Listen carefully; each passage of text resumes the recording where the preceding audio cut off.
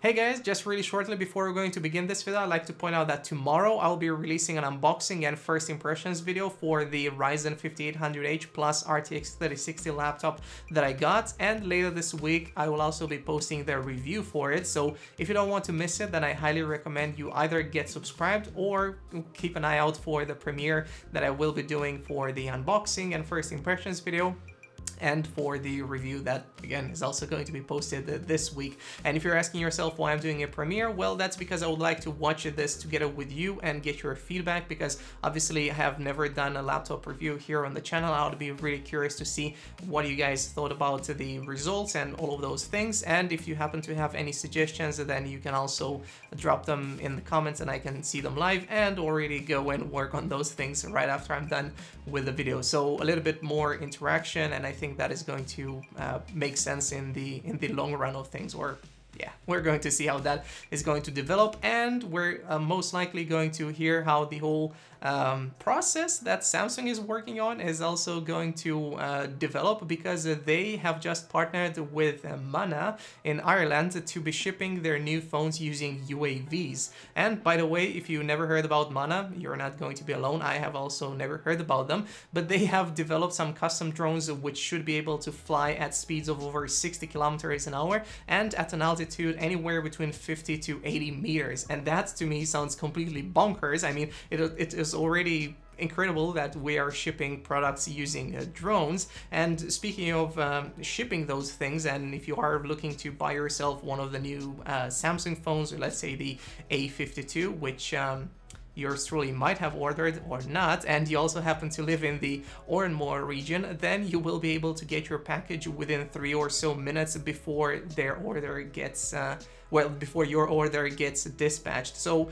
I guess in the grand scheme of things, that would be 2 to 4 hours, depending on how long Samsung takes to process an order. And that sounds particularly awesome, especially when we live in those human malware times where you can't really go out, or at least you shouldn't. So I'm really curious to see how this is actually going to develop with Samsung. And if you happen to live in Australia, because I kind of thought back at what either Jared or team from Hardware Unboxed have said, I heard that they're already testing those things right there. So if you happen to be from the Oranmore region or from Australia, where they're already testing drone shipments, I would be really curious to hear about your experience, because so far they're not doing those tests in Germany, or at least not in my area. So yeah. Still, like this, I'm lost for words whenever thinking about all of those things, because it sounds futuristic as heck, and who would have thought that this would actually be coming faster than flying cars, right? And another thing that I would like to talk to you guys about is the upcoming Nintendo Switch, which should feature NVIDIA's Lovelace architecture, which comes only shorter after we've heard the reports from Bloomberg saying that the next Switch should have DLSS and a 7-inch 720p OLED screen. And I'm personally really intrigued to hear more about those improvements, especially because we're getting both DLSS and allegedly Ada Lovelace, the architecture on this upcoming Nintendo Switch, which should be called the Nintendo Switch Pro. And why am I saying that Ada Lovelace is not really confirmed in this sense? That's just because Copite7 Kimi said in a response to video cards just Ada. So yeah, let's just say that that's not the most accurate rumor, just to leave a tweet on Twitter and say it. However, Copite7 Kimi has been quite accurate with his leaks so far for the Ampere architecture. So this obviously makes us all think that he might know something more than we do, and that is definitely going to be exciting, because we have also heard rumors about Lovelace being able to deliver more than 50% of an improvement versus NVIDIA's Ampere, so that is the current generation. And obviously the SoC is going to work differently than we are currently seeing with the Ampere GPUs, and how we're going to see it work with the future Ada Lovelace architecture, or the graphics cards, sorry, in this sense,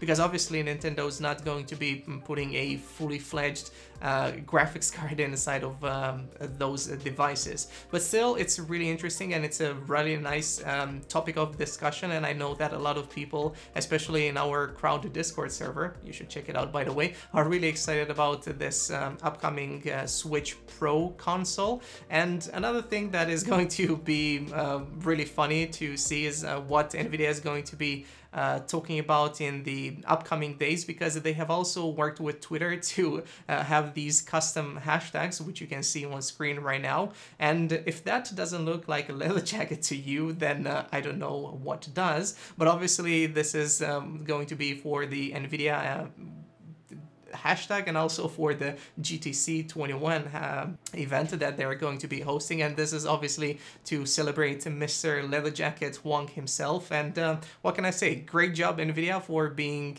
memevidia right now. And yeah, next up, let's also talk about Intel, who also happened to have held a keynote yesterday talking about their future plans for their chips and their fabs. And whilst I will not go into the whole discussion with regards to their fabs, I can tell you that they're planning on building 2 new ones in Arizona, with initial investments being at about 20 billion US dollars.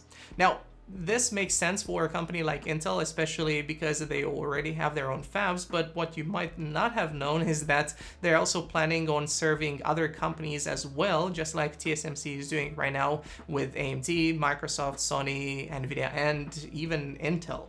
Now, Pat Gelsinger, so the new CEO, also talked about this in more detail during the keynote, and that's why I highly recommend you check out the video on their channel if you're interested in all of that, because I found his way of also explaining all of those things really interesting, but I didn't actually get the time to watch the whole thing yesterday. So if you are curious to hear what they are planning for the future of Intel, then I highly recommend you either watch their video on their platform and also read some of the news regarding it, or the press release. But this is all fine and dandy. We'll know that it's going to take a lot of time to manufacture those fabs, and also it's going to take a lot of time to manufacture their chips. But with regards to manufacturing chips, I can tell you that they're already discussing about manufacturing the 7nm chips, codenamed Meteor Lake, which should come after Raptor Lake. And I find those names really funny, but they turn out to be true, just like video cards as mentioned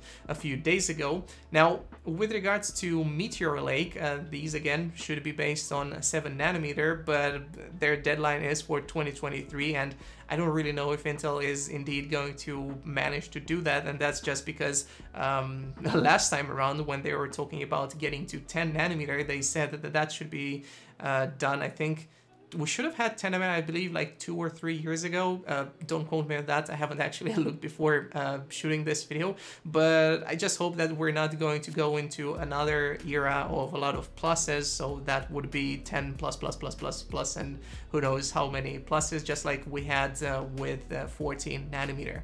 But hey, that's going to do it for today. And if you're really interested in hearing what they're doing with Rocket Lake, then note that there are a lot of videos already out, and even one from Gamers Nexus, who talked about, I believe it was the 11700K, and also some unboxings even for the 11900K, because why not, right? Who can even wait until the 30th of March to look at the official benchmarks, official unboxings, and all of that good stuff, when Intel, well, and their partners worked together to ship those really early. It just seems that they don't have any issues like AMD or NVIDIA in delivering their products. But yeah, let me know what you thought about all of this stuff in the comments, and if you would like to watch any other videos, then here are going to be 2 of my recommendations. So thanks a lot for watching, and I'll see you guys in the next one. Bye bye.